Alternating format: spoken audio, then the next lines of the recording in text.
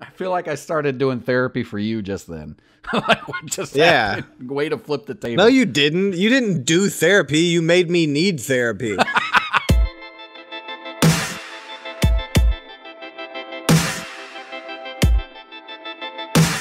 The Ponder Freak Podcast starts now. What is up, Ponder Freak Nation? Welcome to another episode of the Ponder Freak Podcast, a podcast that thinks too deeply into hypotheticals, real scenarios, and random questions. I am your host, Stephen Kelley, and your other host today, obviously, is... Samuel Jackson. Nice. That's right, folks. It's me. It's me, Oh. motherfuckers. No, it's actually Hemi. I don't know if y'all noticed. Did anyone confuse I that? do a really good impression. I do a really good impression of Samuel L. Jackson. Motherfucker. I don't. What's up, everyone? Yeah. Are we good? Yeah, I think Everything good? You good, Steven? I think the tone's in there. I think I heard it. I think you got it right. Yeah. Oh, full force. Yeah. I'm basically him. All right. So I Or hope... was that Samuel Adams? Might have been Samuel Adams. There you go. Does he also say motherfucker when he drinks? Sure.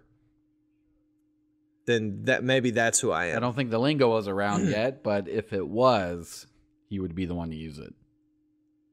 If it wasn't around, how might it have sound? How would one who wants to say motherfucker get that point across back in those days?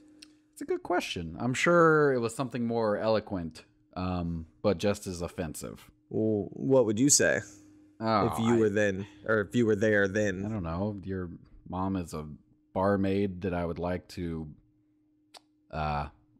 defrock. That's all I got. Defrost. Yeah, you defrock. You want to defrost the her? frock. I think frock is the right word. Yeah, it probably is. I said defrost. Yeah, 'Cause I there you thought go. that was 'Cause funny. She's a cold-hearted bitch, your mother. Your mother's a cold-hearted bitch that I have defrosted with my dick. Oh, Lord. We were going down this road very quick. Turns out she loves it. Okay. Turns out she loves it. Now, we're getting a little harsh on this hypothetical mother from the 1700s. Let's move on. Hypothetical mother. That's... all right. Moving on. I'm sure you've noticed by now that the Ponder Freak Podcast is a featured podcast on Podcast Republic. You can listen on either Podcast Republic's website or the Podcast Republic Android app. Go to the Google Play Store and download the Podcast Republic app. It is a fantastic app that allows you to get all your favorite podcasts directly on your Android devices. Make sure to set Ponder Freak as a favorite. We'd appreciate it so you don't miss any new episodes. Again, the app is Podcast Republic, available on your Android device. All right. This is... So someone on Reddit asked a question to therapists. Basically, they're like, so just... when did you know you were dealing with something like kind of crazy? I don't want to say the complete question because it might give away some things. But it was basically, dealing with like patients that are just like, whoa, this is like, way out there, like worse than normal. Right. So imagine you're a therapist. You're good at your job. You work in a psych ward, so you're dealing with like the heavier cases. You're dealing with like suicidal people that harm themselves, maybe harm others. This is just your group. You're the pinnacle of like this kind of care. I am. Yeah. All right. Do you feel it? You feel like a therapist, Timmy? I do. Yes. Let's dig into your past. Well, they whisper. They're in small rooms on couches. Okay, so as this therapist, you encounter a man. We'll just call him Patient X. I do not know his name. I don't know where he's from. I know literally no details. I'm assuming he's probably not middle-aged, but maybe 30s. So maybe like right at middle-aged. And... Wait, 30s is middle-aged? You could argue. Late 30s. Who's arguing? I don't want to argue. Yeah, no that. one wants to I'm argue it, but if you look at 30, like if people die in their 70s or 80s, like you're halfway there, champ.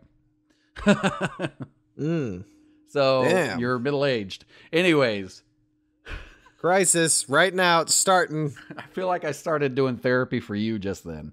Like, what just Yeah. happened? Way to flip the table. No, you didn't. You didn't do therapy. You made me need therapy. You're like, yeah, you're halfway done, stupid fuck. Yeah, Halfway done with your life, so good luck. And then you just said, you're right. you just said that was my therapy. Yeah. So, well, Thanks. I caused Appreciate it. issues that were going to happen anyway, so now you can deal with them more quickly. Well, now that I do appreciate, and in turn, I guess it is, in fact, therapeutic. There you go. Good job, Stephen. All right. So you are a qualified therapist, and you are sitting across from patient X. Patient X is visibly distraught. He is upset. He comes across as very genuine. Patient X was in a suicide pact with a friend. They both agreed to kill themselves at a certain time on a certain day. I just want to pause for a second there. Like, what kind of, like... Because these happen, suicide pacts, right? Like, where are you? I don't know. Well, I know you're in a dark place, obviously, but, like, you're sharing this darkness with someone else. I wonder if there's a certain comfort knowing, like, oh, he's going to do it too, or she's going to do it too. Yeah. Or maybe that helps with courage to do it. I don't know. I feel like they're going about it the wrong way. Like they found a friend to confide in On this level, right? on this level, and they went the other way. They should have both not done it because they had each other. Yeah. At least. Right. So, first off, that's just like when I was reading that, and like I had heard about it before, but I'd never really thought about it. And it's just, but you're right. I feel like, hey, you found someone that gets you. Yeah. Yeah. But then again, like if I'm an extremist, I'm like, and I find a terrorist group and I'm like, oh, they get me. We should go hang out.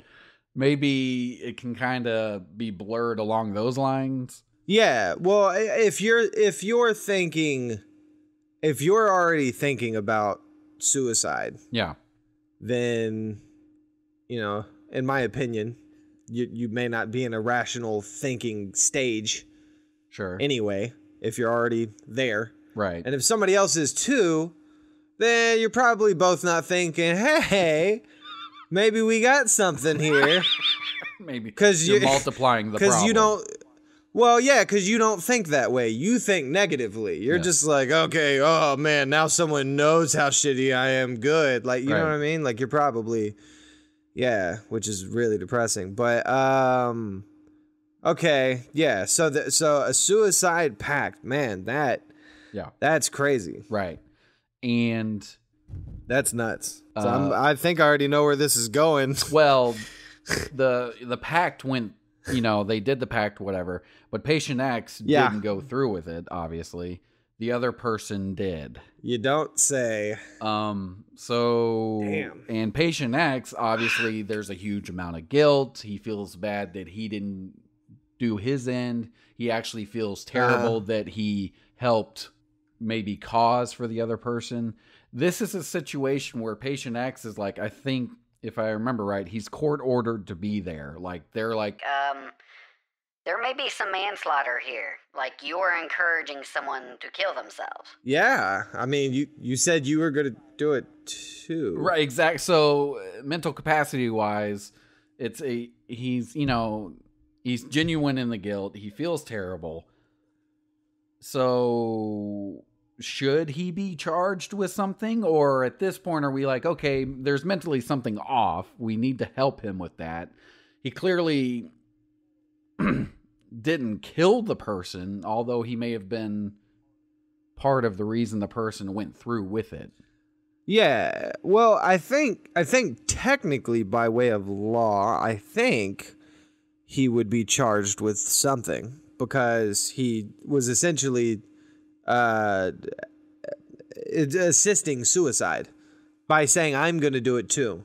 Yeah. And they had a pact, and they said when they were going to do it. So he was basically, just imagine it this way. Yeah. What if in his head, okay, you're a jury, and you're thinking in his head, regardless of whether he wanted to commit suicide or not, he said to the other person, at least, you need to commit suicide on this day. Right.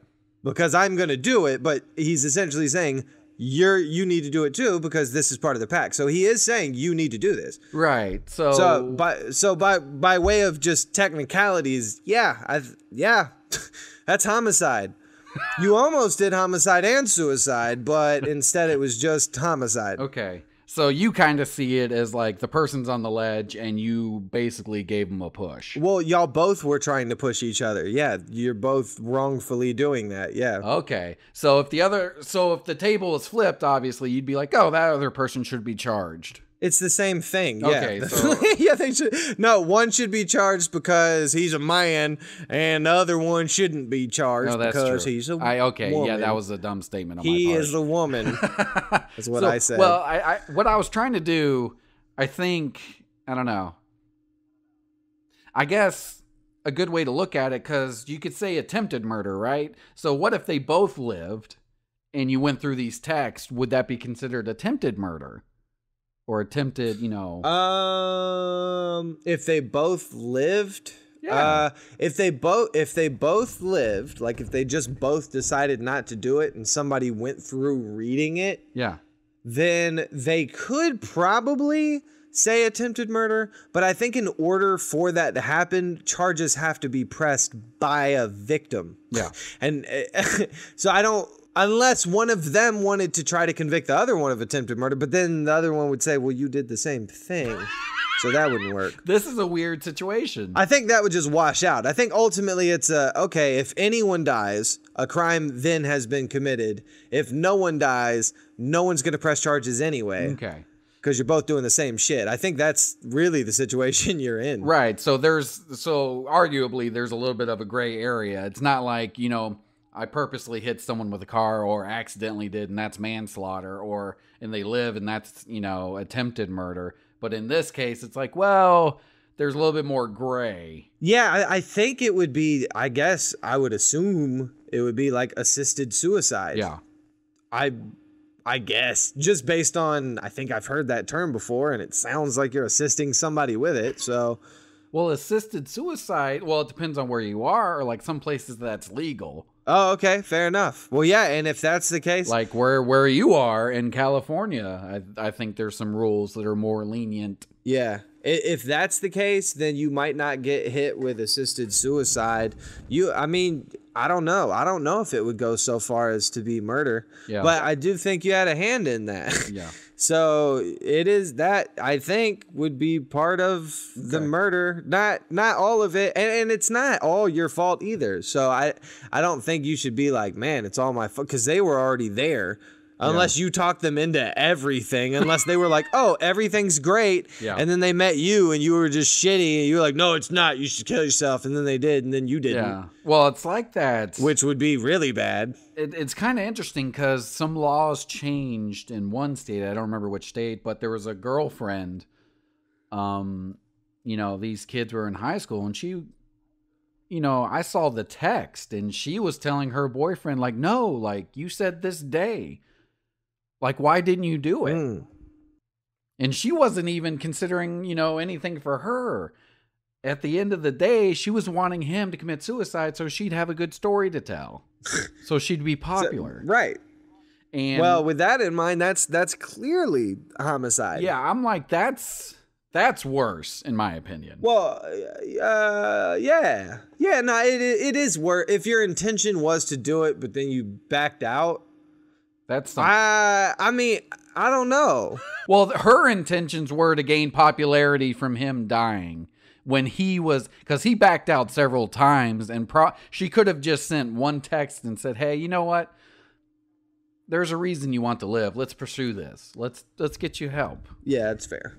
So I see what you're saying, though. it's so fucking gray. It's such a weird. Well, yeah, and it's just fucked up too because you made a pact. The word pact seems like it's like it can't be broken, and if it is, you are super fucked up for breaking it. Well, so patient X at this point, he feels guilt and he's upset about it. So I think the pact, I think that plays into it. I think he felt a bond. I would say so. Yeah. Yeah. So, with patient X, so far we know he made a pact with someone. It's obviously on his end didn't go through. He feels guilt and everything. You're performing your therapy. You're trying to help patient X. And he eventually grows, seems to get better, which is good. And he gets put with groups and stuff now, so now he's having like group therapy and talking and everything. As a therapist, you find out that patient X was talking to another patient and made a new pact with them to commit suicide. Up to his old shenanigans. Okay, I hope the patient, not patient X, the patient that made the new pact or at least talked about it, I hope he comes to you and then you're like, oh, patient X is up to it again, huh? That rascal. Up to his old shenanigans again. What a rascal. That's exactly what he's doing. That's what he's up to. He's doing it again, making other pacts. Same shit?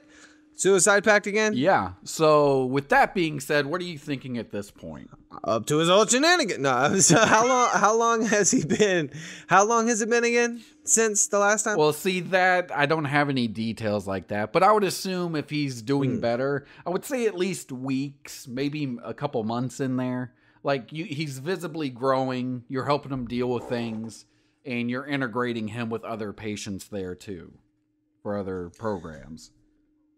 Right. I would think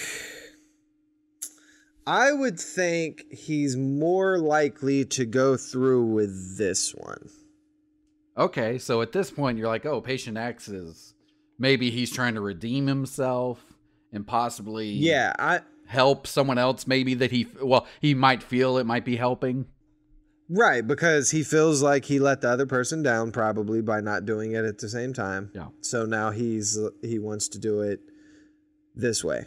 And he thinks this doesn't fix it, but it does help someone else. So hopefully in doing a good deed, I don't know.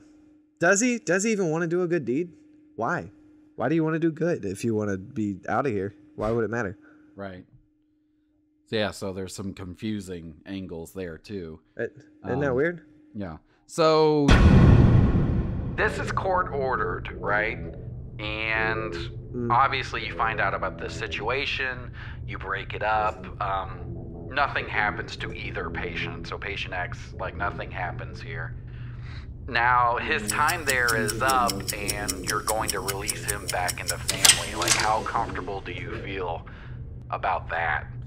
So what you said the time was up for him to be there. Well, what about the pact? The time it went past and no one did it again. Well, that one patient brought it up. Let's say he brought it up to you and it's just dealt with. So the patient didn't want to do anything, and patient X, you talked to him and he's like, he probably brought it up and you fixed it, kind of thing.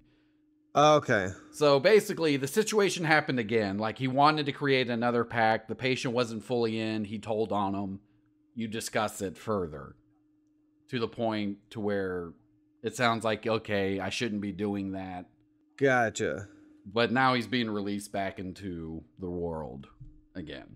Yeah. I'm going to be honest with you. I don't know how common suicide pacts are. They don't sound like anything I or most of the people I know would want to be a part of. Fair enough. I think I'd feel comfortable letting him get up out of there because he's not gone through with 2 of the packs now. Yeah. I don't know how far he went with the second one. All I know is he tried to initiate one with another patient. Right. Oh, okay. Well, yeah, if he tried.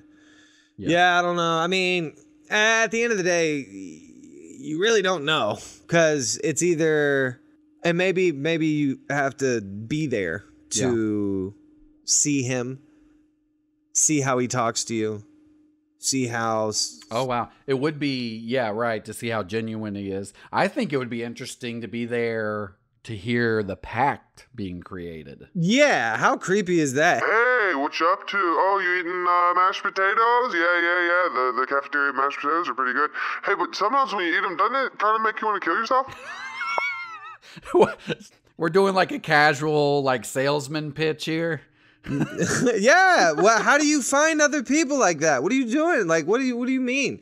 How are you finding other people that want to do that like that quick? You got to bring it up somehow. Yeah. It just comes up in conversation. So, you ever thought about killing yourself? Like, how do you? Here's the thing: in the ward, it would be easier because you would look around and you can see who's doing like self-harm. You could probably find out what they're there for. I would dare to say it's probably easier there. If you're out in the regular world, I would dare to say going online, finding a forum that discusses that, and getting to know people. But see, you're in a psych ward. But if you have the balls to go up to someone eating mashed potatoes in the cafeteria and be like, "Hey, would you like to kill yourself?" Because I am down. I'm saying, in a psych ward, bro. Yeah, in a psych ward. Yeah. You have no clue what's going through any of these people's minds, and most of them also don't. Sometimes, So how are you going to approach anyone and try to get them to make a pact to commit suicide? That's actually, I'm amazed he found someone. This guy is. Well, I mean, he's in a place where it's where the troubled people are. It's actually extremely convenient. No, I agree, but I'm just saying, as far as sparking the conversation to get the ball rolling, to get a new pact underway.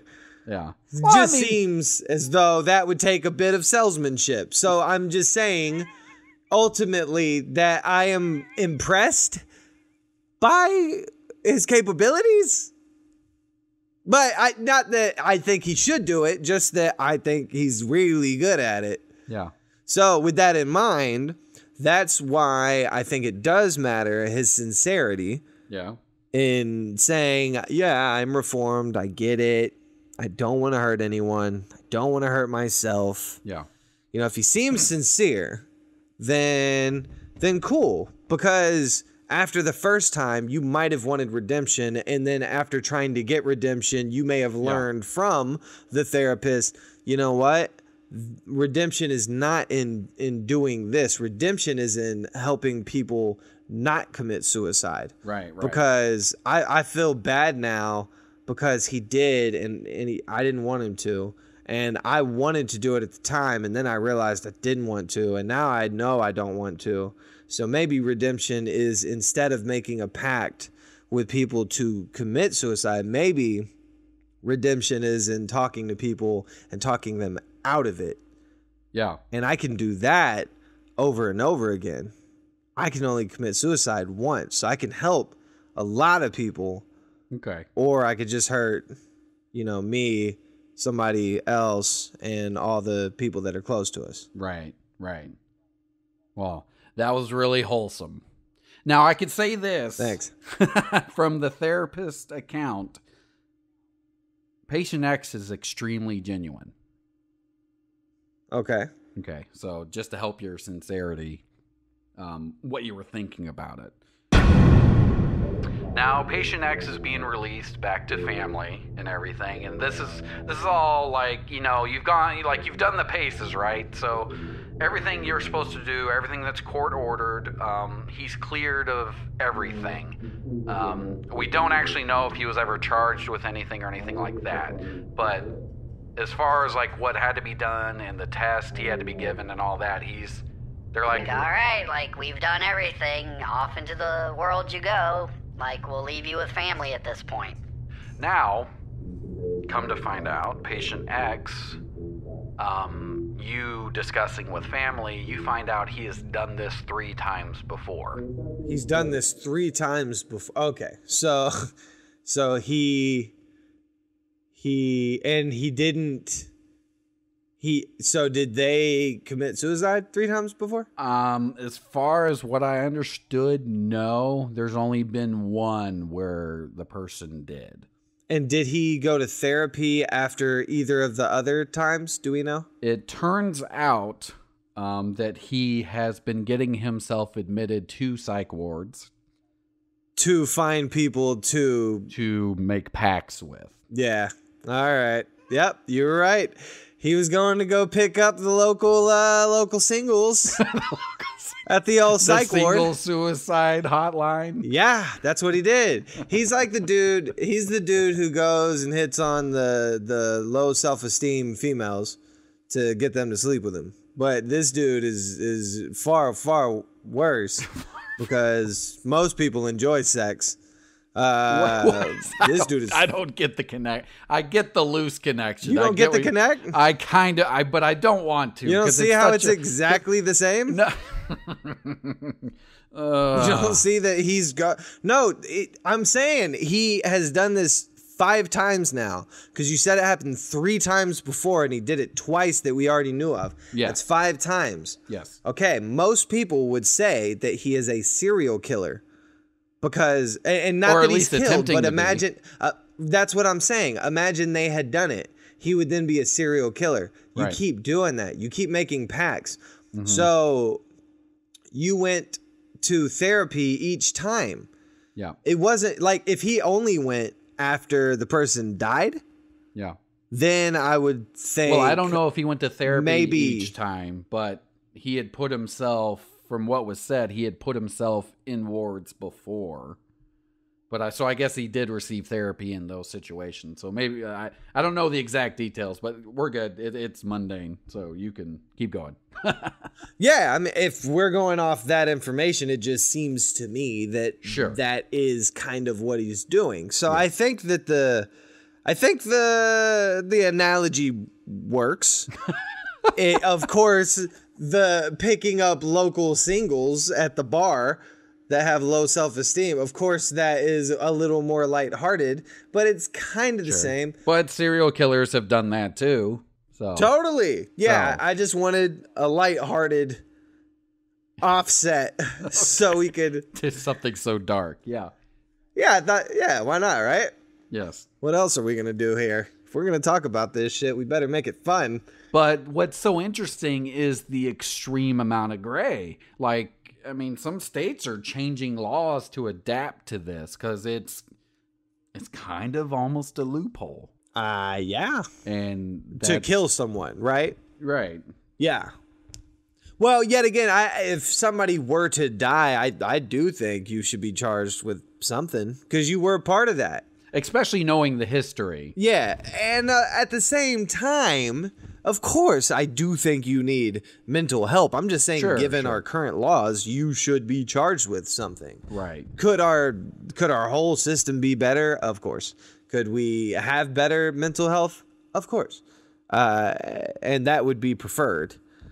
Yeah. But with our current structure, yeah, you should probably be charged with something and get mental health stuff. Get that help. But apparently Patient X was faking everything. Like his remorse, the being upset, visibly upset, all of that was an act. So he's a well-rehearsed machine for what he's trying to achieve, which is extremely terrifying. He is a trained killer. Kind of.